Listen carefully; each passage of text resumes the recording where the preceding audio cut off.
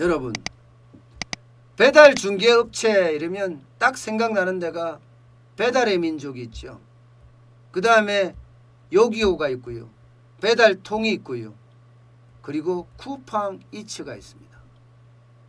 그런데 이들 모두 말입니다. 말은 자영업자를 위한다. 소상공인을 위한다. 번지름합니다. 근데 절대로 이들이 자영업자나 소상공인을 위하는 사람들이 아닙니다. 저도 국밥집을 해봤잖아요. 국밥 한 그릇에 배달료가 16.5%가 붙어요. 16.5%. 배달료가 말입니다. 16.5%가 붙으면요. 실제로 음식값 이러면요. 요즘은 30% 이내로 음식을 만들으라고 하는데 그렇게 하면 안 팔려요. 좋은 재료 써야 되거든요. 그러면 40% 넘는 거 그냥 우습습니다. 음식값은. 음식값이 40% 안 넘는 40% 안 간다. 그러면 좋은 재료 안 썼다는 결론밖에 안 생긴다. 제가 해보니까 그렇더라니까요.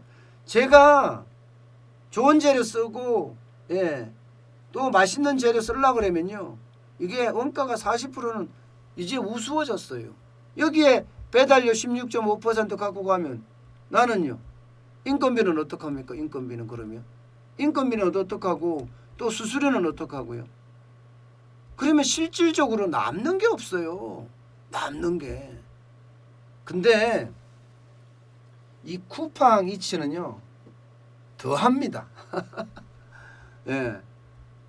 그래도 배달의 민족에 하면 16.5%를 떼가지만 남는 게 그래도 한 20% 그 언저리는 됩니다.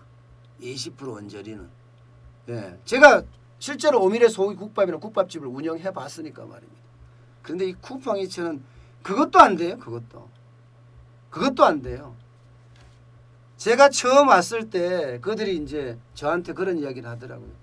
작년이죠, 작년. 작년 아마 4월, 5월, 6월 이때쯤 왔어요. 그때가 이제 송파구 쪽에 베타 버전을 만들어서 이제 실행을 한다고 할 때입니다.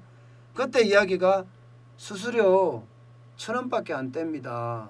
예, 우리 가입해 주세요. 그러더라고요. 수수료 추려? 게다가 이게 월정액으로 내는 것도 있습니다. 월정액 내는 거 없습니다. 가입해 주세요. 가입했어요. 그렇게 시간이 지났습니다. 그랬더니 11월에 오니까 내년도 가입하셔야 되지 않느냐고 이렇게 이야기하더라고요. 문자가 왔어요. 제가 문자를 답을 안 했어요. 왜냐하면 가격이 1,000원 지금 받던 거에서 5,000원을 더 내라는 거예요. 5,000원을.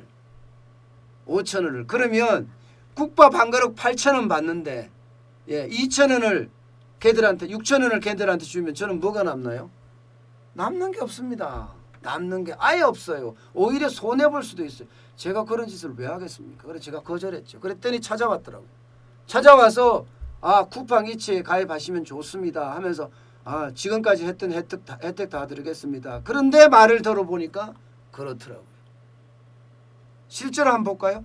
쿠팡이츠가 어떻게 하고 있는지. 12,000원짜리 메뉴 하나 보자고요. 12,000원짜리 메뉴. 12,000원짜리 메뉴를 팔 때 음식점 원가가 4,800원 40%를 잡자고요. 40%. 그 다음에 주문 중개 수수료 1,000원, 배달 중개 수수료 5,000원, 외부 결제 수수료 이게 쿠팡이츠에서 결제되니까 인터넷 결제거든요. 이거 3%입니다. 3% 이렇게 하고 나면 나한테 남는 거는 840원밖에 안 남아요. 840원. 12,000원짜리 팔아서 나한테 남는 건 10%도 안 된다는 거예요. 10%도. 지금 이게 현실이에요. 이게 현실이에요. 하기 전까지는요. 간이라도 빼줄 것처럼 이야기하지만 결국은요. 자영업자를 이용하고 마는 거죠. 자영업자는 여기서도 얼중에 또 어린 거예요. 어떤 사람들은요. 배달의 민족에 올리면서 이거는 마케팅용이야 이렇게 올립니다. 마케팅용이야. 자영업자가 이게 참 웃긴 게요. 뭐 프랜차이즈 본사가 운영하는 여러 개 전국의 수백 개 회사 그것도 직영으로 운영하니까 그렇다면 맞아요. 마케팅 운영이 맞습니다. 마케팅 운영이 되는 거고요. 그런데 이 생계형 자영업자가 천진데요. 거의 550만에 달하는 자영업자 중에 생계형 자영업자가요. 거의 대부분입니다. 80%까지 올라가요. 80%까지. 400만 이상이 생계형 자영업자라니까요. 근데 그 생계형 자영업자의 마케팅을 하라고요? 글쎄요. 얼마나 할까요? 저는 국밥집을 해본 장본인으로서 불가능합니다. 나는 팔아서 돈을 벌어야 돼. 요즘같이 코로나19가 창궐할 땐 더 하겠죠. 손님이 안 오는데? 배달에 시켜 먹는데? 그럼 배달하는 데서 이익이 나야 되는데 이익이 안 나고 마케팅 수단으로 써라? 에이, 아니죠. 아니죠. 인건비가 얼만데요. 국밥 한 그릇 팔아서 10%도 남지 않는다면 어느 누가 있어 자영업을 하겠습니까? 지금 배달업체가 그래요. 배달업체가. 제가 배달업체의 배신이란 말을 왜 썼겠습니까? 현장에서 제가 직접 느껴봤거든요. 그래서요. 자영업자들 중에는요. 아예 배달을 안 하는 사람도 많습니다. 조금 가게가 되면 그리고 맛이 있는 집 같은 경우는 더더욱이나 배달 안 해. 왜냐하면 가게에 와서 먹어야지 음식의 제맛을 느낄 수 있다. 이렇게 이야기하면서 배달 안 합니다. 배달해봤자 힘만 들고 남는 게 없어. 아예 배달 전문업체만 몰라도 배달 전문업체가 아닌 게 대부분인데 지금 그렇게 되면 되겠어요? 제가 말씀드렸잖아요. 저도 국밥집을 할 때 1,000원 받는다고 했기 때문에 했는데 나중에 배달 대행료 5,000원 내놔라 이러더라고요.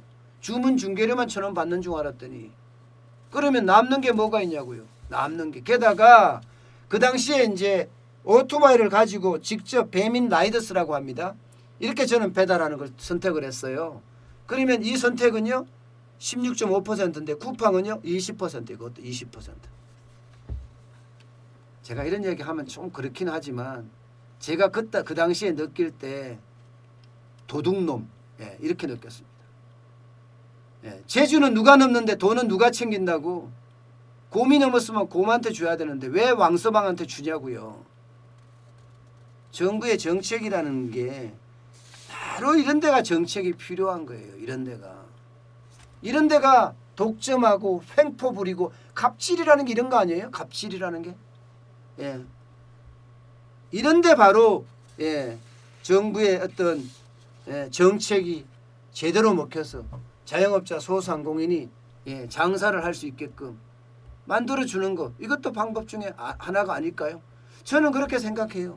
그런데 그렇지 못하다는 게 저는 참 안타깝다.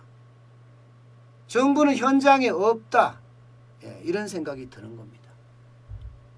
배달 업체들도 그들이 처음에 초심에 가졌던 자영업자나 소상공인을 위해서 한다.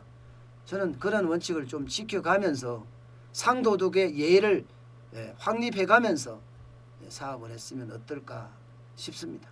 너무 자영업자 소상공인 등골을 빼먹으려고 그러면요.